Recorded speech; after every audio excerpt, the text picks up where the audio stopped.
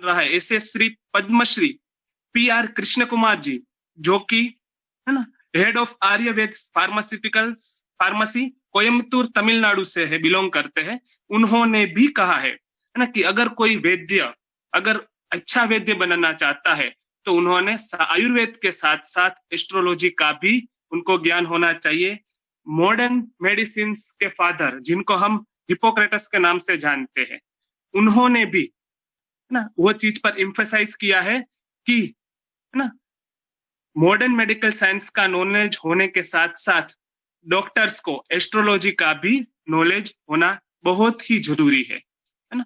तो ऐसे मॉडर्न जो वैद्य है जिनको आयुर्वेद के साथ साथ एस्ट्रोलॉजी का भी जो नॉलेज रखते हैं, उन वैद्यों के लिए एक स्पेशल वर्ड्स यूज करते हैं जिनका नाम है ज्योतिर्वेद्य ना, जिनका नॉलेज आयुर्वेद में भी है और साथ ही साथ में ना एस्ट्रोलॉजी में भी उनका नॉलेज रहता है। नक्षत्र विज्ञान का जो आज का विषय मैंने लिया है, ये विशेष तौर पे इसलिए लिया है कि ये हमारे आयुर्वेद का अभिन्न हिस्सा है।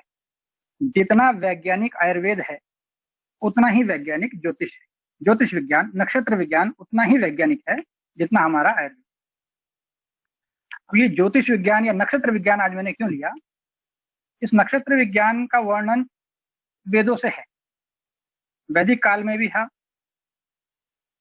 सबसे पुराने जो माइलस्टोन्स अगर कहे जा सकते हैं किसी भी गति को देखने के लिए, पृथ्वी की उत्पत्ति को देखने के लिए, हमारे ऊपर प्रभाव को देखने के लिए, वो सबसे स्टेबल जो चीज है वो नक्षत्र है। जब मैं नक्षत्र वर्ड यूज कर रहा हूं तो इस नक्षत्र का मतलब ग्रह और राशियां नहीं है, इसका मतलब नक्षत्र है। नक्षत्र वेदों में अनेक संदर्भ में यूज हुआ है। बहुत सारे लोग नक्षत्र को ग्रहों से भी जोड़ते हैं, राशियों से भी जोड़ते हैं, और नक्षत्र अपने आप में भी एक एंटिटी है, नक्षत्र है। तो इन सारी चीजों में से आज केवल नक्षत्र पर बात करेंगे, वरना विषय बहुत वृहद है। हमारे आयुर्वेद के इतिहास में जब हमको पढ़ाया जाता है तो ऋग्वेद, यजुर्वेद, सामवेद, अथर्ववेद, हम अधिकतर बच्चे यूजी लेवल पे हम लोग यही जानते हैं कि अथर्ववेद का उपवेद आयुर्वेद। लेकिन जब भी हम किसी वैदिक परंपरा के व्यक्ति से बात करते हैं या कोई वैदिक स्कॉलर जो होता है या वेद की कोई यूनिवर्सिटी है वहां जाकर आके बात करेंगे तो वो आयुर्वेद को अथर्ववेद का उपवेद ना मान के ऋग्वेद का उपवेद मानते हैं। ऋग्वेद सबसे ज्यादा प्राचीन है, सबसे ज्यादा प्रमाणिक है। उसके बाद वेदांग है। जब वेदों का अध्ययन करना है तो उसको डिवाइड करना पड़ता है चैप्टर्स में, जैसे हम अपने अष्टांग आयुर्वेद में डिवाइड करते हैं अपने आयुर्वेद को। फिर उसके बाद फर्दर क्लासिफिकेशन हम लोगों ने किया है, शैल्यशाला के काय चिकित्सा, कुमार भृत्य और बहुत सारे है ना, एनाटॉमी, फिजियोलॉजी। उसको अध्ययन की दृष्टि से डीपली उसकी स्टडी कर सकें, इसलिए हमने उसको सब्जेक्ट्स में हम लोगों को डिवाइड करना पड़ता है ना। हम डायरेक्ट संहिता नहीं पढ़ते हैं, उसको इस तरह से डिवाइड करके पढ़ते हैं। तो इसी तरीके से जब हम लोग वेद को पढ़ते हैं तो उसके अध्ययन के सुगमता की दृष्टि से वेदांग बताए गए हैं ताकि वेद का अध्ययन करने में सरलता हो हम लोग। उस वेदांग में एक महत्वपूर्ण अंग है ज्योतिष। अब ये ज्योतिष है, ये वेदांग में आया, फिर उधर उपनिषदों में आया। इसके रेफरेंसेस हमें ऋग्वेद में, यजुर्वेद में, सामवेद में, अथर्ववेद में सब जगह मिलते हैं। पुराणों में इसका वर्णन है कथाओं के रूप में। उसके बाद संहिता काल में संहिताओं में वर्णन है, चरक संहिता, सुश्रुत संहिता, भागवत संहिता, और उसके बाद की उत्तरोत्तर सभी संहिताओं में लगभग सभी में मिलता है। इवन जो रस शास्त्र वाला काल था उस रस शास्त्र के ग्रंथों में तो बहुत वृहद वर्णन मिलता है ग्रहों का, खासतौर। अब इस ज्योतिष में दो पार्ट आते हैं मुख्यतः, अगर मॉडर्न के क्लासिफिकेशन के अकॉर्डिंग हम समझने की कोशिश करेंगे। एक है एस्ट्रोनॉमी, एक है एस्ट्रोलॉजी। जो एस्ट्रोलॉजी है वो है जिसमें हम लोग किसी की जन्म पत्री बनाते हैं, उसके ग्रह देखते हैं, नक्षत्र देखते हैं और उसका प्रिडिक्शन करते हैं कि भविष्य में आपके साथ ये घटना हो सकती है, ये घटना हो सकती है, या ये आपकी जीवन में व्यतीत हो चुका है, इस तरह की घटना हो चुकी है, वो है astrology. Astronomy is a pure science. Astronomy ये ऐसा साइंस है जिसके ऊपर नासा काम करता है। अगर हमारे पास उन ग्रहों की, उल्लकाओं की, नक्षत्रों की सटीक कैलकुलेशंस नहीं होंगी, सटीक डिस्टेंस नहीं होंगी, तो हम ये जो बहुत बार सुनते हैं ना कि आज हमारा चंद्रयान जा रहा है, आज हमारा मंगल ग्रह पे मंगलयान जा रहा है, ये संभव ही नहीं होगा अगर हमको इन ग्रहों की दूरी का, उनकी दिशाओं का, उनकी गति का, हमारी पृथ्वी की गति का, दोनों की आपस में जो गति है उसमें कितना डिफरेंस है इन सब चीजों का, एग्जैक्ट डिस्टेंस का, ये बहुत सारी चीजें ऐसी हैं जो एस्ट्रोनॉमी में आती हैं। Astronomy is a science. हमारे यहाँ केवल एस्ट्रोलॉजी के एक पक्ष को दिखाया कि फलित बताते हैं पंडित जी, इसका मतलब ज्योतिष, पर ज्योतिष मात्र इतना नहीं है, ज्योतिष बहुत बड़ा विज्ञान है। तो इस विज्ञान में आज हम लोगों ने लिया इंपॉर्टेंस ऑफ नक्षत्र विज्ञान इन आयुर्वेद। हम आयुर्वेद में ये एक हमारा डायमेंशन है जो हमारे से छूट गया है, जिसको हम लोग लगभग सब छोड़ के जा रहे हैं। ये प्रिवेंटिव एंड सोशल मेडिसिन में भी यूज कर सकते हैं हम लोग, और ट्रीटमेंट में उत्तरोत्तर यूज कर सकते हैं। बाद में कोशिश करी जा सकती है उसको कैसे कैसे उसको यूज किया जाता है। बहुत सारे एग्जाम्पल्स हैं, जैसे अभी जो हमारे कोऑर्डिनेटर थे उन्होंने कई सारे उदाहरण दिए कि हंसोदक का वर्णन है, पुष्यनवी चूर्ण में औषधि का वर्णन। इसके अतिरिक्त भी बहुत सारे एग्जाम्पल्स मैं आपके लिए सरल एग्जाम्पल्स ढूंढ के लाया हूँ। असंख्य एग्जाम्पल हैं चरक सूत्र वाग्भट में, है ना। उसमें से कुछ जो मोस्ट कॉमन है, जो निश्चित तौर पे सभी बच्चों ने फर्स्ट ईयर से लेकर फाइनल ईयर तक के बच्चों ने, है ना, जो फर्स्ट ईयर के बच्चे हैं उन्होंने भी अष्टांग हृदय, अष्टांग संग्रह सूत्र स्थान में, अष्टांग हृदय सूत्र स्थान में हंसोदक आदि एवं और भी कुछ मैं एग्जाम्पल दूंगा, वो सब पढ़े होंगे। अब उसकी सिग्निफिकेंस इंपॉर्टेंट है, हमने पढ़ा, लेकिन उससे होगा क्या, वो क्यों इंपॉर्टेंट है, उस नक्षत्र से क्या फर्क पड़ जाता होगा, ये सब समझना जरूरी है। तो कुछ एग्जाम्पल्स के सहारे उसको समझाने की कोशिश करूंगा। तो सबसे पहले है Ayurveda believes in the influence of the celestial body. जैसा हम सब बहुत बार बहुत आसान श्लोक है, सबको पता है, यथा पिंडे तथा ब्रह्मांडे, है ना। जैसा पिंड है वैसा ही ब्रह्मांड है। ब्रह्मांड का और पिंड का यानी शरीर का डायरेक्ट संबंध है। कोई भी चेंज अगर ब्रह्मांड में आता है तो उसका सीधा सीधा प्रभाव हमारे ऊपर पड़ता है। उसका प्रभाव जड़ी बूटियों के ऊपर पड़ता है, जो मेडिसिन के रूप में हम लोग यूज करते हैं, हमारे शरीर के ऊपर भी पड़ता है। There is a deep relation between astrology and Ayurveda. Astrology Ayurveda का हिस्सा है। जितनी वैदिक साइंस है ये हमने पढ़ने के लिए आधुनिक काल में यूजीसी बनने के बाद सिलेबस में बांट ली, अलग अलग सब्जेक्ट बन गए। वैदिक काल में अब गुरुकुल में एक साथ पढ़ाया जाता था, गुरुकुलों में इन सब की शिक्षा एक साथ दी जाती थी। जो विद्यार्थी जिस तरफ ज्यादा पढ़ना चाहते थे उसको उस तरह की विद्या ज्यादा उपलब्ध कराई जाती थी, ज्यादा उस बारे में पढ़ाया जाता था। तो ये सब मिले जुले हैं, योग, आयुर्वेद, ज्योतिष, ये अलग अलग करके जब हम पढ़ते हैं तो हमेशा हमको ऐसा महसूस होता है कि अगर हमारे पास कुछ और होता तो हम इसको और अच्छे से प्रेडिक्ट कर सकते थे, इसको और अच्छे से ट्रीट कर सकते थे। Now modern science has also accepted the importance of astrology. जैसा कोऑर्डिनेटर साहब ने बताया था कि हिपोक्रेटिस ने बोला है, उन लोगों ने इसको नया नाम दिया है मेडिकल एस्ट्रोलॉजी। ये हमारे देश में कम चल रही है और विदेश में बहुत पॉपुलर हो रही है मेडिकल एस्ट्रोलॉजी। उससे वो लोग प्रिडिक्ट करते हैं कि मेरे को किस किस स्रोत से या किस किस ऑर्गन से संबंधित बीमारी हो सकती है। उस एस्ट्रोलॉजी से वो प्रिडिक्ट करते हैं और उसकी प्रिवेंशन के लिए वो पहले से ही वो प्रिवेंटिव मेजर्स लेने शुरू कर देते हैं। जैसा हम लोग प्रकृति देख के बताते हैं बहुत बार, भाई आपकी वात प्रकृति है तो आपको वात प्रधान द्रव्य नहीं खाने चाहिए। आप अगर कफ प्रधान द्रव्यों का सेवन अधिक करेंगे तो आपकी वात प्रकृति है, आपका वात कुपित नहीं हो पाएगा या कम कुपित होगा। It has been explained in Charak Samhita that Punarvasu Atreya told, अपने अग्निवेश को बात करते उन्होंने बताया, देयर इज abnormality in the nakshatra graha chandra surya vayu and agni causing improper rasa guna virya vipak and prabhava in medicinal plant। यानी अगर प्रकृति में या एस्ट्रोनॉमी में नक्षत्र, ग्रह, चंद्र, सूर्य, वायु, अग्नि, इन सब में इम्बैलेंस होगा तो निश्चित तौर पे जो औषधि है उसके रस, गुण, वीर्य, विपाक और प्रभाव पे फर्क पड़ जाएगा। ये हम बहुत बार देख भी चुके हैं कि जिस देश में औषधि उगती है उस देश में उगने से उस औषधि पे बहुत प्रभाव पड़ता है। उदाहरण देता हूं सरसों के तेल और नारियल के तेल का। दक्षिण भारत में, उडुपी में, केरला में नारियल का तेल सामान्यतः सभी घरों में यूज होता है। सब्जी बनाने के लिए हर काम में नारियल का तेल का प्रयोग होता है। यदि उसी नारियल के तेल का प्रयोग हम उत्तर भारत में करते हैं, हमको गैस्ट्रिक इरिटेशन कई बार देखने को मिलता है, क्योंकि वो हमको देश साथ में नहीं है। सरसों का तेल उत्तर भारत में हर घर में यूज होता है, दाल में, सब्जी में, पराठे में, हर चीज में हम लोग छौंकने में भी उसको यूज करते हैं, वैसे भी उसका प्रयोग करते हैं। अभ्यंग मालिश भी सरसों के तेल से। दक्षिण भारत के लोगों में यदि सरसों का तेल का प्रयोग किया जाता है तो सीवर गैस्ट्रिक प्रॉब्लम होती है, हाइपर गैस्ट्राइटिस हो जाता है, हाइपर एसिडिटी शुरू हो जाती है और बहुत सारी प्रॉब्लम्स में शुरू हो जाती हैं। इवन अगर वहां के लोगों को हम अभ्यंग करते हैं, जब मैं पंचकर्म विभाग में था, अगर हमने सरसों के तेल से किसी को अभ्यंग किया, वहां के लोगों की स्किन को सूट नहीं करता है, उनको दाने निकल आते हैं सरसों के तेल से। तो ये मात्र केवल हरिद्वार यानी उत्तर भारत और दक्षिण भारत में ही इतना अंतर आ जाता है, तो इसकी बहुत इंपॉर्टेंस है। अच्छा, अब व्हाट इज नक्षत्र?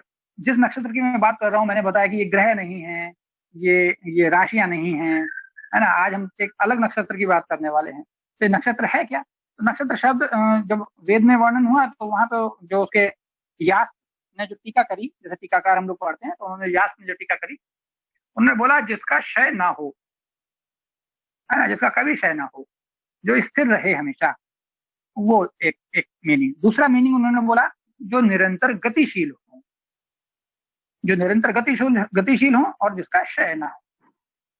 यानी ये ऐसे आकाशीय पिंड हैं आकाश में जो एक जगह हमको स्थिर दिखाई देते हैं, क्षय नहीं होता, मतलब वो गायब नहीं होते, वो हमको लगातार दिखाई देते रहते हैं। हमको हम जब भी देखना चाहेंगे, आज से 500 साल पहले भी थे, आज से 5000 साल पहले भी थे, आज से 12000 साल पहले भी थे, और आगे भी कई हजार साल तक हमको दिखते रहेंगे। ये जिसका क्षय ना हो से मतलब है वो हमेशा वहां पे स्थित रहते हैं। हम जब भी देखना चाहेंगे हमको दिख जाएंगे। हम उससे अगर कुछ भी चीज कैलकुलेट करेंगे, यानी वो एक माइल स्टोन है। उसको हमारे वैदिक ऋषि मुनियों ने माइल स्टोन के रूप में यूज किया, क्योंकि जो हमेशा स्थिर है। बाकी तो आप सभी बहुत अच्छा जानते हैं, सभी ग्रहों की गति होती है, एक जगह स्थिर नहीं रहते हैं, मूव कर जाते हैं। तो अगर उसके परिप्रेक्ष्य में हम कुछ भी मापेंगे या पढ़ना चाहेंगे या समझना चाहेंगे, तो जब तक हम दोबारा समझेंगे वो वहां से जा चुका है। तो वो जब गति करके चुका होगा तो गति बढ़ चुकी होगी उसकी, वो आगे जा चुका होगा, तो उससे कोई भी डिस्टेंस नापने का कोई खास अर्थ नहीं रह जाएगा। जैसे अगर हरिद्वार और दिल्ली की गति दूरी नापनी है, तो एक निश्चित दूरी हम बता सकते हैं कि भाई दिल्ली और हरिद्वार दोनों स्थिर हैं, इसलिए एक दूरी बताई जा सकती है। अब यदि दिल्ली रोज मूव कर रहा हो, है, आज दिल्ली यहाँ है, कल को मेरठ की तरफ आ जाए, फिर और मुजफ्फरनगर की तरफ आ जाए, परसों हरियाणा की तरफ चला जाए, सहारनपुर की तरफ चला जाए, कुरुक्षेत्र के पास चला जाए, फिर क्या बताएंगे हरिद्वार से कितनी दूरी है दिल्ली की? बताना संभव नहीं होगा। यानी हमको कोई एक स्थिर चीज चाहिए जिसके इर्द गिर्द हम लोग सारी चीज परिभाषित कर सकें, कोई एक स्तंभ चाहिए, तो जिसका क्षय ना हो, इसलिए उसको नक्षत्र कहा। निरंतर गतिशील है दूसरा जो डेफिनेशन है वो निरंतर गतिशील है। तो गतिशील तो होते हैं निश्चित तौर पर, जैसे हम जानते हैं कि गैलेक्सीज भी मूव कर रही हैं, सूरज भी मूव कर रहा है, सन, है ना, हम सन के चारों तरफ हम घूम रहे हैं पृथ्वी से, और सन अपने आप और जगह घूम रहा है। अब हमारी पूरी मिल्की वे गैलेक्सी भी घूम रही है। तो गतिमान तो है, लेकिन वो हमसे इतनी अधिक दूरी पर हैं कि उनकी गति हमको प्रतीत नहीं होती। हमको ऐसा लगता है कि वो स्थिर हैं और हम उनके चारों तरफ गतिमान हैं। जैसा आपने बहुत बार देखा होगा, जब हम सफर करते हैं, ट्रैवल करते हैं, तो यदि हम देखें कि हमको खिड़की से, बस की खिड़की या ट्रेन की खिड़की से अगर सूरज दिखाई दे रहा है, तो हमारे बहुत लंबे सफर तक वो हमको लगातार उसी जगह दिखाई देता रहता है। ओके, शुरू करते हैं। आचार्य चरका has mentioned that water heated by sun in the day and cooled by moon at night and detoxified by August star is known as Hansoda, which is like अमृत, है ना। ये पीने के लिए बताया है शरद ऋतु में। इसमें अगस्त नक्षत्र की इंपॉर्टेंस बताई। इट मीन्स कि सूरज, चंद्रमा और अगस्त्य तीनों के कॉम्बिनेशन से कुछ ऐसी क्वालिटीज उसमें आती हैं शरद ऋतु में, जिससे हमारे जल में औषधीय गुण अमृत के तुल्य, है ना। अमृत जैसा हो जाता है, इसका मतलब ऐसा नहीं कि वो अमृत ही हो जाता है, अमृत के तुल्य। जैसे अमृता है, गिलोय है, तो अमृत तो नहीं है, लेकिन अमृत के तुल्य गुण उसमें आ जाते हैं, वैसे ही गुण इस जल में भी आ जाते हैं। इन पुंसवन संस्कार, है ना, बहुत सारे ड्रग्स जब कलेक्ट करने के लिए आचार्य चरक ने बताया है, जीवक, ऋषभक, अपमार्ग आदि, कि ये सब हमको पुष्य नक्षत्र में ही कलेक्ट करनी चाहिए। पुष्य नक्षत्र में ही, पुष्य नक्षत्र एक स्पेशल नक्षत्र है जिसको हम बार बार पढ़ेंगे, बार बार पढ़ने में आता है कि पुष्य नक्षत्र में यदि ये काम करते हैं तो बहुत अच्छा होगा। जैसे एक तो ये हो गया पुंसवन, दूसरा है स्वर्ण प्राशन। स्वर्ण प्राशन को भी पुष्य नक्षत्र में बोला है। पुष्य नक्षत्र में क्यों बोला है, उसका एक विशेष कारण है कि पुष्य नक्षत्र की क्वालिटीज प्लस उसके जो अधिपति हैं वो बृहस्पति हैं, यानी गुरु है। तो कोई भी कार्य की सिद्धि बृहस्पति ग्रह के अधीन मानी गई है, इसलिए पर्टिकुलर पुष्य नक्षत्र। इसको बाद की स्लाइड में हम लोग डिटेल में थोड़ा पढ़ेंगे।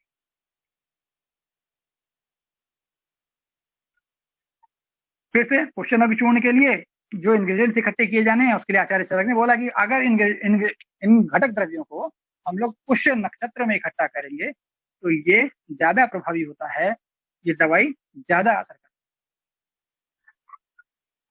पुष्य नक्षत्र की और व्याख्या करते हुए जब बताया उन्होंने तो महागध हस्तिक अगध पुष्य नक्षत्र में करते हैं तो उससे सभी प्रकार के हमारी जो समस्याएं हैं, ट्रीटमेंट है, उसको हम कर पाते हैं। आचार्य सुश्रुत ने भी केवल जल के बारे में नहीं, इसके अलावा भी अनेक औषधियों के कलेक्शन के टाइम पे उन्होंने बार बार बताया है कि वायु, सूर्य और चंद्रमा ये हमारे शरीर में जैसे वात, पित्त और कफ, तो जैसे शरीर में वात, पित्त, कफ का बैलेंस इंपॉर्टेंट है, वैसे ही ब्रह्मांड में वायु, सूर्य और चंद्रमा का बैलेंस इंपॉर्टेंट है। अगर इनका बैलेंस वहां बिगड़ता है तो ब्रह्मांड में बहुत सारी विकृतियां पैदा हो जाती हैं। वो उल्लकापात के रूप में हो सकता है या वो कुछ और भी हो सकता है। आचार्य वाग्भट ने तो नक्षत्र के अलावा बहुत सारे ग्रहों का वर्णन किया है, जिन ग्रहों में पर्टिकुलर उन्होंने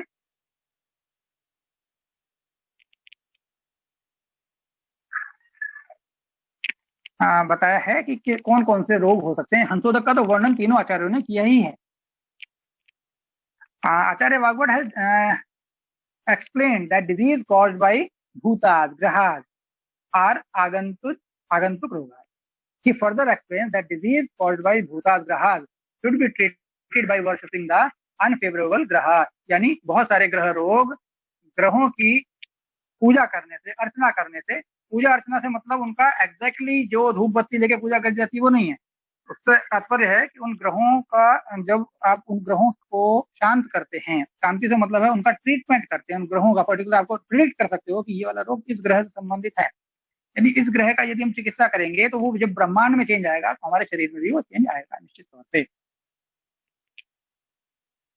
तो अब आगे कुछ एग्जांपल देता हूं जिससे हम बता सकते हैं कि ये नक्षत्र आयुर्वेद में क्यों इंपॉर्टेंट है। बहुत ज्यादा एक्सप्लेनेशन नहीं मिलता है हमारे चरक सुश्रुत और वाग्भट में अलग से, कि कैसे पढ़ा जाए, इनको कैसे समझा जाए, ये सब वर्णन अलग से आयुर्वेद में नहीं मिलता है। जैसे एक उदाहरण देता हूँ, रिलेशन बिटवीन नक्षत्र एंड मंथ। हम लोग ऋतुचर्या पढ़ते हैं, ऋतुचर्या में हम लोग अलग अलग महीने पढ़ते हैं, अलग अलग ऋतु में, हर ऋतु में 2 माह आते हैं। लगभग हम सभी लोग जानते हैं कि कौन कौन से माह हैं। अब जैसे ये जो महीने हैं है ना, चैत्र, वैशाख, ज्येष्ठ, आषाढ़, श्रावण, भाद्रपद, अश्विन, कार्तिक, मार्गशीर्ष, पौष, माघ और फागुन। आप देखिए ये नाम भी कितने साइंटिफिक हैं। चैत्र मास को चैत्र मास क्यों बोलते हैं शायद हमको नहीं पता, हम याद कर लेते हैं कि चैत्र, वैशाख, ज्येष्ठ ये सीक्वेंस है और इस सीक्वेंस में हम लोगों को अपने हिंदू महीने बोलना चाहिए या वैदिक महीने बोलना चाहिए। हिंदू महीने नहीं बोलना चाहिए, वैदिक मंथ है ना, ये साइंटिफिक मंथ है, इनके नाम ऐसे क्यों दिए। चैत्र मास की पूर्णिमा को, यानी प्रत्येक मास की पूर्णिमा को सबसे पहले जो नक्षत्र उदय होता है, चंद्रमा जिस नक्षत्र में होता है, उस पूर्णिमा के दिन उस नक्षत्र के नाम पर उस महीने का नाम पड़ता है। जैसे चैत्र मास है, इसमें चैत्र चित्रा नक्षत्र पूर्णिमा के दिन चंद्रमा चित्रा नक्षत्र में प्रवेश करता है, इसलिए उस महीने का नाम चैत्र पड़ा। वैशाख, ज्येष्ठ, आषाढ़, श्रावण, भाद्रपद, अश्विन। एक और उदाहरण देता हूं, अश्विन मास है या कार्तिक मास है, कार्तिक मास की पूर्णिमा में चंद्रमा कृतिका नक्षत्र में एंटर करता है, इसलिए उस मास का नाम कार्तिक मास पड़ा। ये शो करता है कि ये मंथ के नाम भी नक्षत्र के आधार पर दिए हैं, तो निश्चित तौर पे इन नक्षत्रों का कितना प्रभाव है, उन मंथ्स के आधार पे हम लोगों ने डिसाइड किया कौन सी ऋतु होगी। उस ऋतु के आधार पे हमने दोष पढ़े कि किस किस ऋतु में कौन कौन से दोषों का संचय होता है, किनका प्रकोप होता है, किनका शमन होता है। अब अगर हमको मास पता है, नक्षत्र पता है, तो हम उसको समझ सकते हैं ना, ये ग्रॉस करते चले गए हम, लेकिन फाइन लेवल पे नक्षत्र है, हर चीज के पीछे नक्षत्र है। यानी अगर किसी ऋतु में किसी दोष की वृद्धि होती है, दोष का प्रकोप होता है, सामान्यतः जो हम लोग पढ़ते हैं, है ना, फर्स्ट ईयर में हमने पढ़ा है, फाइनल ईयर तक बहुत बार पढ़ने को मिलता है। तो उस महीने में उस दोष का प्रकोप होता है, यानी उस महीने में हमारे उस ऋतु में उस दोष का प्रकोप होता है। तो उस ऋतु में 2 महीने आते हैं, वो 2 महीनों में कौन कौन से नक्षत्र होते हैं हमारे सामने है। तो उस नक्षत्र यानी उस नक्षत्र के दौरान उन दोषों का प्रकोप होता है। कुछ नक्षत्रों में उन दोषों का शमन होता है, कुछ नक्षत्रों में उन दोषों का संचय होता है, यानी डायरेक्टली दोषों के ऊपर प्रभाव डालते हैं हमारे नक्षत्र। थोड़ा और आगे समझने की कोशिश करते हैं। एक और उदाहरण देता हूँ, रिलेशनशिप बिटवीन नक्षत्र एंड मेडिसिनल प्लांट्स। द्रव्य गुण में जब हम लोग पढ़ते हैं तो ऐसे बहुत सारा एक टेबल मिलती है हमको, बहुत सारे लगभग सभी आयुर्वेदिक कॉलेज में नक्षत्र वाटिका भी होती है, ग्रह वाटिका होती है, नक्षत्र वाटिका होती है।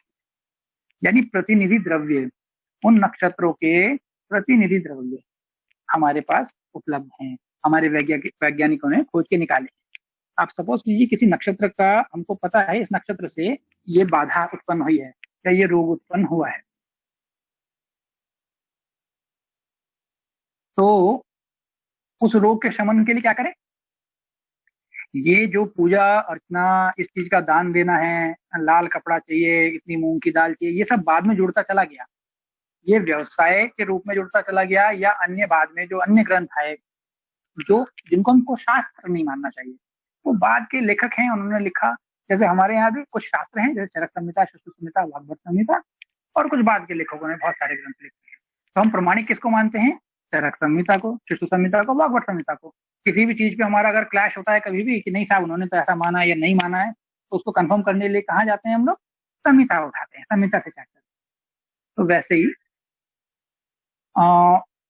अगर अब नक्षत्र के बारे में हमको कुछ भी ट्रीटमेंट करना है, तो उसके जो प्रतिनिधि मेडिसिनल प्लांट्स बताए गए हैं उनको जल दिया जा सकता है, उनको लगाया जा सकता है, उन पौधों की सेवा की जा सकती है, तो सबसे आसान है। इसमें हमको कोई मीडिएटर नहीं चाहिए, कोई बहुत पूजा पाठ नहीं चाहिए, कोई स्पेशल पंडित जी आके बताएंगे, ऐसा कुछ भी नहीं है। हमको नक्षत्र पता है, उसका प्रतिनिधि प्लांट पता है, हमको हमारे लगता है हमारे पेशेंट में ये वाले नक्षत्र की वजह से उसको ये उत्पन्न होने वाली है, ये बीमारी उत्पन्न होने वाली है, या ये बीमारी चल रही है, इस नक्षत्र की शांति करानी है। इस नक्षत्र की शांति कैसे कराएंगे? सबसे आसान है, उस नक्षत्र का जो प्रतिनिधि पौधा है उसकी सेवा करने के लिए उसको बोलिए, बहुत आसान है। मैं थोड़ा आगे बताता हूँ कि कैसे कैसे ये बांटा गया है। अब देखिए, अश्विनी के प्रतिनिधि बताए केला, आक और धतूरा।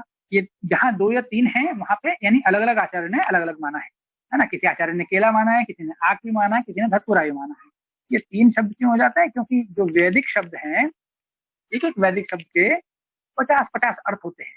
जैसे हम आयुर्वेद में पढ़ते हैं, संस्कृत पढ़ते हैं ना अपने आयुर्वेद में, तो एक श्लोक का अगर हम सही से ना पढ़ें तो अर्थ कई कई अर्थ निकलते हैं, निरुक्ति के आधार पर कई कई अर्थ बताते हैं, परिभाषाएं कई कई होती हैं। वैसे ही वैदिक संस्कृत में और भी क्लिष्ट है, वैदिक संस्कृत में और भी ज्यादा मीनिंग होते हैं। तो अश्विनी, भरणी, कृतिका, ये सब ऐसे पौधे हैं जो हमारे पास आसानी से हमारे आसपास उपलब्ध रहते हैं। रोहिणी, मृगशिरा, आर्द्रा, पुनर्वसु, पुष्य, पीपल, श्लेषा, नाकेतर या चंदन, ऐसा ये सारे सारे हमारे प्रतिनिधि हैं हमारे नक्षत्रों के। 27 नक्षत्र यहाँ पे आपके सामने इस समय है। नक्षत्र 27 ही क्यों हैं, और है ना, ये इससे आगे वाली स्लाइड्स में मैं बताने वाला हूँ ये 27 कैसे डिसाइड है। और एक उदाहरण देता हूँ, रिलेशनशिप बिटवीन नक्षत्र एंड दिशा। हम लोग काल, दिशा, आत्मा, मन पढ़ते हैं, पदार्थ विज्ञान में भी पढ़ते हैं, और उसके अलावा बहुत ज्यादा दिशा का यूज हम लोग कम करते हैं, अपने आयुर्वेद में किया जा सकता है। पंचकर्म जब करते हैं वहां दिशा का यूज होता है, किस दिशा की ओर मुख करके हमको वमन कराना है। या रस शास्त्र में जब रसशाला का निर्माण है तो वहां बहुत विशेष यूज है दिशाओं का। तो यहाँ हमारे आचार्यों ने इसकी भी व्याख्या करी है कि नक्षत्र और दिशाओं का भी संबंध है। अगर अभी बहुत आजकल के विज्ञान के अनुसार सोचेंगे तो भाई अगर इस तरफ मुंह नहीं करेंगे, उस तरफ मुंह करेंगे तो क्या फर्क पड़ जाएगा। अगर पूर्व की तरफ मुख करके नहीं बैठेंगे हम लोग वमन के लिए, पश्चिम की तरफ मुख करेंगे, तो भाई वामक द्रव्य दिया है, सम्यक स्नेहन हुआ है, तो वमन तो वामक द्रव्य कराएगा, हमारी वमन औषधि कराएगी। बोल सकते हैं ईशान, वायव्य, नैऋत्य और आग्नेय, इनके सारे संबंध है ना, तीन तीन नक्षत्र लगभग लगभग हमारे सभी दिशाओं को डिसाइड करते हैं या उनका प्रतिनिधित्व करते हैं। तो जिस नक्षत्र से संबंधित काम है ना, इन नक्षत्रों के बहुत सारे काम दिखाए गए हैं, अलग अलग उनका अधिकार है। तो उनके अधिकार से संबंधित जो काम करना है वो यदि उस दिशा में किया जाएगा तो ब्रह्मांड हमारी हेल्प करता है उसको। जैसे एक उदाहरण देता हूँ कि ब्रह्मांड कैसे हेल्प करेगा, क्वेश्चन हो सकता है बहुत सारे विद्यार्थियों के मन में कि वो कर तो सब हम रहे हैं या पेशेंट कर रहा है, ब्रह्मांड कैसे मदद करता है। जैसे हम वमन कराते हैं यदि पंचकर्म में, तो वसंत ऋतु में वमन कराना सबसे सरल होता है, सबसे कम कष्टकारी होता है। जो दिशाएं हैं ये हर एक दिशा के कुछ निश्चित नक्षत्र हैं और उन नक्षत्रों के जो कार्य निश्चित हैं उनसे संबंधित। जैसे एक उदाहरण देता हूं, किसी नक्षत्र का काम है वेधन करना, तो अगर उस दिशा की तरफ हमारा सर्जरी से संबंधित कोई काम होगा तो वो उसमें ब्रह्मांड हमारी हेल्प करेगा। अब ब्रह्मांड हेल्प कैसे करेगा, ये उदाहरण दे रहा था ना, जैसे वमन कराने के लिए हम लोग यूज करते हैं कि वसंत ऋतु में वमन हम लोगों ने हर ऋतु में कराते हैं, रोगी के लिए तो हर ऋतु में कराते हैं, हेल्दी पर्सन के लिए बोला है केवल वसंत की वमन, है ना, वसंत ऋतु में तो सभी को करना चाहिए अपनी हेल्थ की मेंटेनेंस के लिए। तो वसंत ऋतु में जब हम वमन कराते हैं तो सबसे ज्यादा ईजी होता है पेशेंट के लिए भी और एक चिकित्सक के लिए भी वमन कराना, क्योंकि प्राकृतिक रूप से कफ का प्रकोप होता है। तो ऐसे बहुत सारे चेंजेस प्रकृति में आते हैं। तो उसी तरह उस नक्षत्र की दिशा में अगर हम पर्टिकुलर वो चीज बनाते हैं जो उसका अधिकार है उस नक्षत्र का, तो हमको वो काम करने में वहां सुगमता होगी। इस दृष्टि से ये चार्ट हम लोगों को वैदिक ऋषि मुनियों ने बना के ये बताया है कि किस दिशा में कौन से नक्षत्रों का वास होता है या अधिकार होता है। चलिए आगे चलते हैं।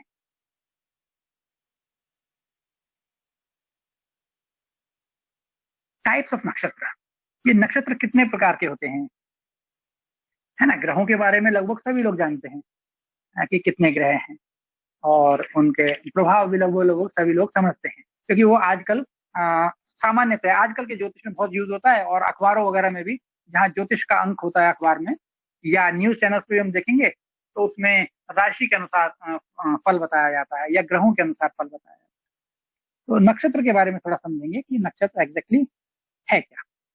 कितने होते हैं, 27 नक्षत्र होते हैं।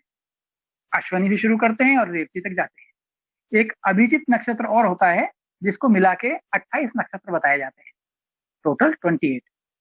तो अभिजित को कुछ आचार्य मानते हैं, कुछ नहीं मानते हैं, इसलिए मैंने यहाँ शामिल नहीं किया, है ना। कुछ स्टूडेंट्स पहली बार सुनेंगे, उनके लिए बहुत नया होगा, तो अगर 28 और 27 के कंफ्यूजन नहीं होना चाहिए। 27 नक्षत्र हैं, है ना। अभिजित को कहीं कहीं माना जाता है, किसी किसी संदर्भ में कहीं कहीं नहीं माना जाता है। ये अभिजित बिल्कुल वैसा ही है जैसे हमारे पास दोष के बारे में हम पढ़ते हैं, वात पित्त कफ, और किसी किसी ने रक्त भी बोला है। अब रक्त को दोष बोला नहीं बोला वो आप लोगों को सबको मालूम है ना। और अगर उनको कहीं एक जगह दोष के रूप में उन्होंने वर्णन किया आचार्य सुश्रुत ने, तो उसकी इंपॉर्टेंस को बताने के लिए किया कि वो इंपॉर्टेंट है बहुत ज्यादा। अर्ध चिकित्सा भी बोला अगर रक्त मोक्षण कराया जाता है, आधी 50% बीमारियों को हम ठीक कर सकते हैं। तो पर्टिकुलर किसी रेफरेंस में अभिजित को हम यूज करते हैं। अभिजित नक्षत्र 28वां नक्षत्र माना जाता है, कहीं कहीं उसको यूज करते हैं हम लोग, क्लिनिकल उसमें यूज करते हैं। जब प्रिडिक्शन करा जाता है नक्षत्र का, वहां पे अभिजित नक्षत्र को यूज करते हैं। अदरवाइज 27 नक्षत्र हमको सामान्यतः मान्य चाहिए। अब इन 27 नक्षत्र में ये 27 कैसे हो गए, किसने डिसाइड किया कि ये 27 है, कैसे पता लगा कि ये 27 ही है। आज भाई आकाशीय पिंड है, आकाश में नक्षत्र हैं, तो असंख्य तारे हैं, तो कैसे डिसाइड किया कि कौन से वाले 27, 28 भी हो सकते थे, 30 भी हो सकते थे, असंख्य भी हो सकते थे, कई सौ हो सकते थे, आसमान में तो इतने सारे दिखाई देते हैं। तो ये 27 कैसे डिसाइड हुए, इसके पीछे साइंटिफिक लॉजिक है। ऐसा नहीं कि किसी आचार्य ने बोला उसके बाद सब माने चले जा रहे हैं, नहीं नहीं, ऐसा नहीं। ये 100% साइंटिफिक है। जब चंद्रमा पृथ्वी के चारों ओर गति करता है आकाश में, तो उस पूरे ऑर्बिट में 27 पॉइंट्स ऐसे हैं जिनको हम आइडेंटिफाई कर सकते हैं। ये तारों के ऐसे समूह हैं जो गुच्छ के रूप में दिखाई देते हैं, ग्रुप है इनका तारों का। तो जब चंद्रमा एक दिन से अगले दिन में जाता है तो वो एक स्पेसिफिक ग्रुप ऑफ स्टार्स के सामने दिखाई देता है, यानी उसके पीछे वो स्पेसिफिक ग्रुप ऑफ स्टार्स होते हैं। ओके, तो ये 27 ऐसे 27 बार गति करता है चंद्रमा।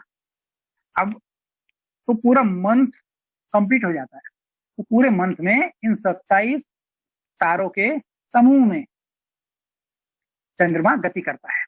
क्या आपको प्रेजेंट स्लाइड दिख रही है? क्या आप लोग देख पा रहे हैं प्रेजेंट स्लाइड? हाँ जी डॉक्टर साहब, दिख तो रही है एक स्लाइड। हाँ जी, इसमें चंद्रमा दिखाई दे रहा है आप सबको? हाँ जी, चंद्रमा दिखाई दे रहा है रोहिणी के पास। बिल्कुल, रोहिणी के पास। तो ये जो हरे रंग से लिखा है कृतिका, रोहिणी, मार्गशीर्ष, ये नक्षत्र हैं, और इसके पीछे जो पीले रंग से लिखा है टेरस, जेमिनाई, एरीज, ये हमारे राशियां हैं, जिनको हम राशि बोलते हैं आजकल, है ना, राशि फल देखते हैं जो, ये राशियां हैं। तो राशियां तो 12 होती हैं और ये नक्षत्र हमारे 27 होते हैं।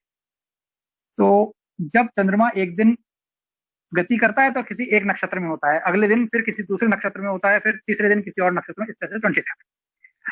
अभी क्वेश्चन आ सकता है मन में कि महीने में दिन तो 30 होते हैं, लेकिन ये 27 हैं, तो बाकी 3 दिन चंद्रमा कहाँ जाता है? तो चंद्रमास और सूर्यमास में डिफरेंस, चंद्रमास और सूर्यमास में डिफरेंस है। हम लोग मंथ में जो अभी अंग्रेजी कैलेंडर हम लोग यूज करते हैं वो सूर्यमास के अकॉर्डिंग करते हैं, सूर्य से कैलकुलेट होता है वो। जो हमारे वैदिक काल में यूज होता है, या हमारे वैदिक साइंस में जो यूज होता है वो चंद्रमास यूज होता है अधिकतम। इसलिए आपने देखा होगा कभी भी किसी भी अंग्रेजी महीने में ऐसा नहीं होता कि तिथि क्षय हो गई कोई, है ना। नवरात्र में आपने देखा होगा कि एक ही दिन में 2 नवरात्र हैं, कि भाई षष्ठी भी आज ही है और सप्तमी भी आज ही है। ऐसा तो कभी नहीं होता, डेट तो सेम रहती है, भाई 4 तारीख के बाद 5 तारीख आएगी, 5 के बाद 6 आएगी। कभी ऐसा नहीं होता कि एक ही दिन में आज 4वीं तारीख है और 5वीं तारीख है, ऐसा कभी नहीं होता है, ऐसा संभव नहीं है, क्योंकि वो सूर्य से उसको नापते हैं, सूर्य के अकॉर्डिंग उसको बनाया गया है। आधुनिक कैलेंडर जो इस समय हम लोग देखते हैं अंग्रेजी कैलेंडर, हमारा जो वैदिक कैलेंडर है वो चंद्रमास से चलता है, चंद्रमा के अकॉर्डिंग चलता है, इसलिए उसमें तिथि क्षय भी होता है और तिथि वृद्धि भी हो जाती है बहुत बार, कि इस बार भाई एक ही तारीख 2 बार है, तो तिथि वृद्धि और तिथि क्षय का कॉन्सेप्ट केवल चंद्रमास में होता है। ओके, अब आगे चलते हैं। अगर कोई व्यक्ति अपने ऊपर कहीं भी बाहर खड़ा होकर मैदान में अपने ऊपर के आकाश को देखना चाहे तो कोई डिवीजन नहीं है कहीं, पूरा 360 डिग्री हम लोग देख सकते हैं। अब अध्ययन की दृष्टि से इस 360 डिग्री को डिवाइड करना पड़ता है, तो इसको डिवाइड कैसे करें? वहां पे कोई किलोमीटर के माइलस्टोन तो है नहीं कि वहां लगा है ना, या उस शहर का नाम लगा है, या फिर उसके बाद उस शहर का नाम लगा है, जैसा हम नक्शे पे देख पाते हैं। ये तो आकाश है, इसमें तो समझना बहुत मुश्किल है। उसको समझने के लिए वैदिक ऋषियों ने इन नक्षत्रों की, है ना, कल्पना नहीं की, इन नक्षत्रों को पहचाना उन लोगों ने। तो पूरे 360 डिग्री को आकाश के इन नक्षत्रों के आधार पे 27 से डिवाइड किया, यानी ये नक्षत्र स्थिर दिखाई देते हैं, है ना, वैदिक काल से दिखाई दे रहे हैं, आज भी हमको दिखाई दे रहे हैं और आगे भी लगातार दिखाई देते रहेंगे। ये नक्षत्र वो नक्षत्र हैं जो जिनसे नासा भी डिस्टेंस कैलकुलेशन करता है, किसी ग्रह की, किसी दूसरे गैलेक्सी की जो डिस्टेंस हम कैलकुलेट करते हैं, ये नक्षत्रों की हेल्प से ही कर पाते हैं। तो इस 360 डिग्री को, हमारे सिर के ऊपर जो आकाश है उसको अध्ययन करना था, तो 360 डिग्री है, उसको पढ़ने के अध्ययन की दृष्टि से उसको 27 से डिवाइड किया, जो नक्षत्र की, भाई इस नक्षत्र से इस नक्षत्र के बीच में ये चीजें हैं, तो कर सकते हैं। तो कुछ तो स्थिर करना था, तो ये नक्षत्र वो माइलस्टोन है। अच्छा, 12 राशियां हैं, तो 12 राशि से अगर डिवाइड करेंगे तो 30 डिग्री आता है एक राशि के हिस्से में। यदि हमारे 27 नक्षत्रों से 360 डिग्री को डिवाइड करते हैं तो एक नक्षत्र के हिस्से में 13 डिग्री और 20 मिनट ये स्पेस आता है। ओके, जो मैंने बताया उसी का उदाहरण है ये जो चित्र हमको दिखाई दे रहा है। क्या आप सब लोग देख पा रहे हैं इसको?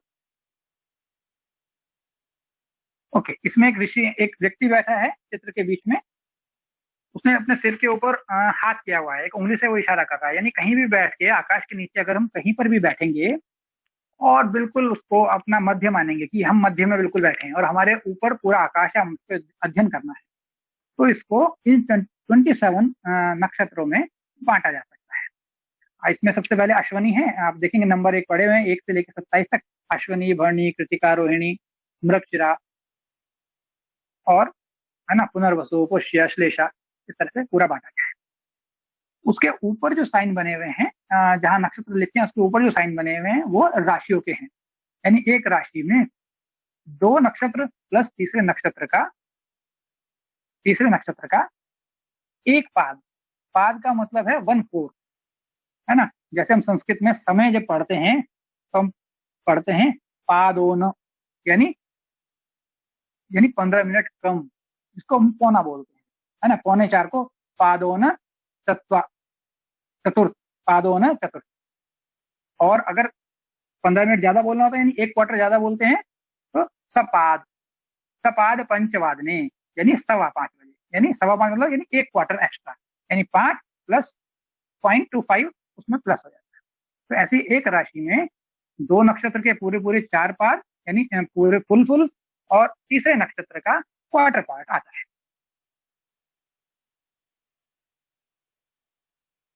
हाउ नक्षत्र आर डिसाइडेड, है ना, कैसे डिसाइड करते हैं ये नक्षत्र, है ना। हमको कैसे पता लगेगा अगर हमको किसी रोगी के लिए अध्ययन करना है, ये तो हो गया कॉस्म के लिए, है ना, ब्रह्मांड में हम लोग कैसे अध्ययन करते हैं।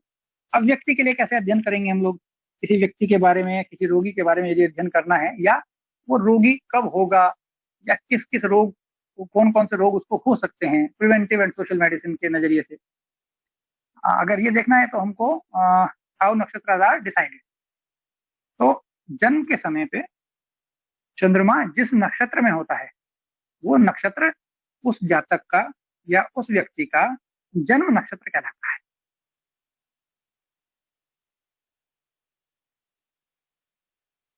ना। हम अपनी अपनी किसी भी जन्म कुंडली में देख सकते हैं, नहीं तो जन्म कुंडली के बहुत सारे सॉफ्टवेयर हम लोगों के पास अवेलेबल हैं इंटरनेट पे, और बहुत सारी ऐप्स भी हैं।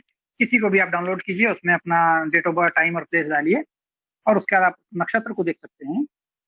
जिस नक्षत्र, जब आपका जन्म हुआ उस जन्म के समय में चंद्रमा किस नक्षत्र में था वो आपका जन्म नक्षत्र कहलाता है।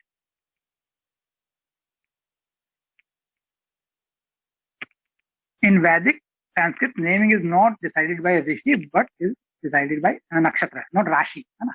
हमारे जो नाम रखे जाते हैं, वैदिक परंपरा में, वो राशियों के अनुसार हम लोग देखते हैं कि भाई ये राशि है तो इसमें ये होंगे, पर ऐसा है नहीं।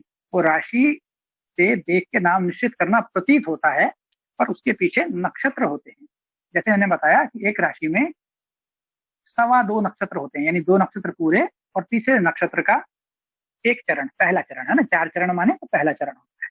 तो नक्षत्र के आधार पर ही हम सबके नाम वैदिक परंपरा में डिसाइड होते हैं। ये उसका उदाहरण आगे देता हूं। जैसे अश्विनी नक्षत्र, यानी किसी जातक का अगर जन्म होता है और उस जन्म के समय में उसका चंद्रमा अश्विनी नक्षत्र में है, तो उसका नाम च, के, टो, ला, इन 4 वर्णों से बन सकता है ना। इसी तरह भरणी, कृतिका, रोहिणी आप सबका देख सकते हैं। यानी नक्षत्र ही हैं जो डिसाइड करते हैं कि किसी जातक का क्या नाम होना चाहिए या किस वर्ण से उसका नाम होना चाहिए। नक्षत्र इफेक्ट, अभी क्या है, ये नक्षत्रों का हमने पढ़ा कि नक्षत्र क्या है, किसी रोगी का या किसी स्वस्थ व्यक्ति का हमने जन्म नक्षत्र जानना सीख लिया कि उसका हमें कैसे पता लगेगा उसका कौन सा नक्षत्र है। अब बहुत सारे नक्षत्र जो हमारे 27 नक्षत्र हैं, ये हमारे शरीर के किन किन भागों का प्रतिनिधित्व करते हैं, है ना। कि कैसे पता लगाएंगे कि किस नक्षत्र में अगर गड़बड़ हो रही है या गड़बड़ है तो उससे हमको कौन सा रोग होने वाला है या कौन सा रोग हो सकता है। उसके लिए टेबल है ना। ये हमारे शरीर के डिफरेंट पार्ट्स का प्रतिनिधित्व करते हैं। जैसे दोनों पैरों का मूल नक्षत्र, पिंडलियां रोहिणी नक्षत्र, घुटने अश्विनी नक्षत्र, है ना। ऐसे जांघे, कटी, पेट के पार्श्व, पेट, छाती, पीठ, भुजाएं, हाथ, ऐसा बहुत सारा वर्णन है। अलग अलग आचार्यों ने डिटेल में इसको काल पुरुष की संज्ञा दी, है ना। इस तरह के वर्णन को उन्होंने काल पुरुष कहा। जैसे माथा है, सिर है, भरणी नक्षत्र, आंखें हैं, मृगशिरा नक्षत्र उसका प्रतिनिधित्व करता है। यानी मृगशिरा में अगर कोई गड़बड़ है या वो किसी ऐसे ग्रहों के संपर्क में आ रहा है जो क्रूर ग्रह हैं या पाप ग्रह हैं, तो डेफिनेटली आंखों से होने वाले रोग उस व्यक्ति में उत्पन्न हो सकते हैं।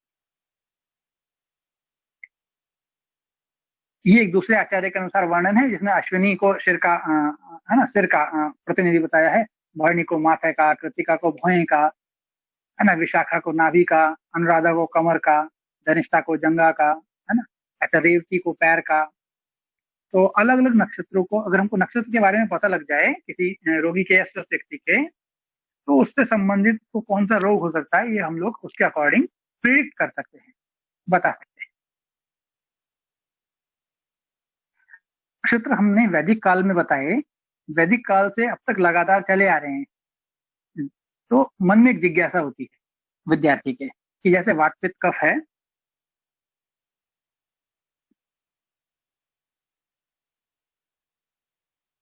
तो वात पित्त कफ का कोई नापने का मेजर नहीं है ना। अगर मॉडर्न साइंस में कोई पूछना चाहे कि भाई मेरी बात कितनी हो गई है, तो बताना बड़ा मुश्किल है।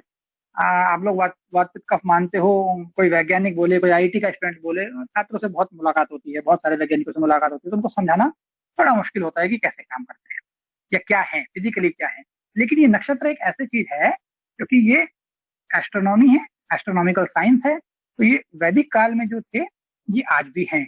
इनके नाम इस समय जो है, नासा जो इनको अलग अलग नाम से मानता है, वो नाम मैंने इस टेबल में अरेंज करे हैं। यानी अश्विनी जो हमारा है उसको क्या बोलते हैं, है ना, भरणी को, कृतिका को, रोहिणी को, यानी 28 के 28, यहाँ पे पूरे 28 बता दिए गए हैं, ताकि अभिजित नक्षत्र को भी जिस स्टार को आज उससे कंपेयर करते हैं वो कंपैरिजन, ये कंपैरेटिव टेबल है।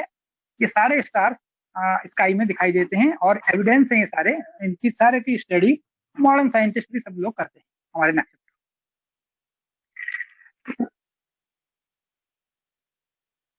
नक्षत्र विज्ञान बहुत बड़ा विज्ञान है, इसको तो कितना भी लंबा इलेबोरेट किया जा सकता है, पर आज पहली क्लास है नक्षत्र विज्ञान से संबंधित, तो शायद इतना ही काफी है ना। नक्षत्र विज्ञान में आगे ग्रह विज्ञान भी है और राशि विज्ञान भी है।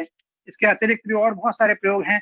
हमने आयुर्वेद में और भी बहुत सारी चीजें पढ़ी हैं, जैसे शुभ नक्षत्र, मुहूर्त, मुहूर्त, है ना, मुहूर्त का वर्णन है कि शुभ मुहूर्त में कोई काम करना चाहिए। मुहूर्त क्या है, आजकल कोई नहीं मानता है आसानी से, है ना, लेकिन कभी विशेष प्रयोजन होता है तो मुहूर्त का हम लोग जरूर ध्यान रखते हैं।